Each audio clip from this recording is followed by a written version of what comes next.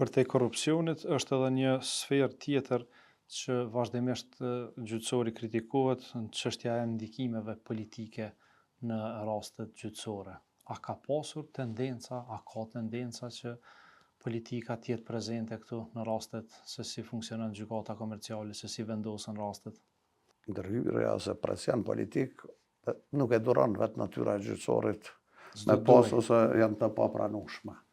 A ka presione ndryshme që një farë forme i nënshtrohet, jo veç kjo gjykat, për çdo gjyqtar janë format e presionit mediatik, shpesh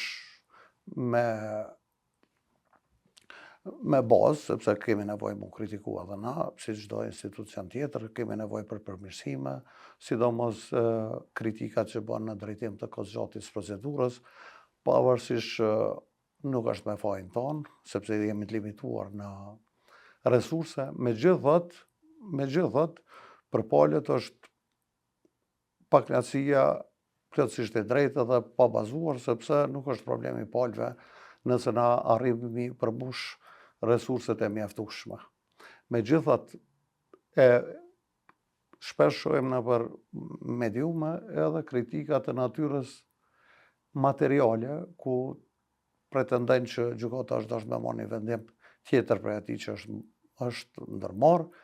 Ajo, sipas pikpamjes time, është e padrejtë edhe është një formë e presionit papranueshëm ndaj gjyqtarëve.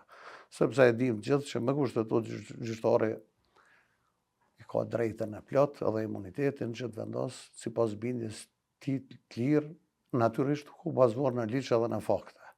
Mirë po çdo formë interpretimi të vendimeve gjyqësore, të vlerësimit të gjyqtarëve, të fakteve dhe gjendjes faktike, nuk ndikon pozitivisht në përmirësimin e gjyqësorit, përkundrazi konsideroj që ka kundër efekt në pavarësinë e vetë gjyqtarëve dhe gjykatës si tërësi.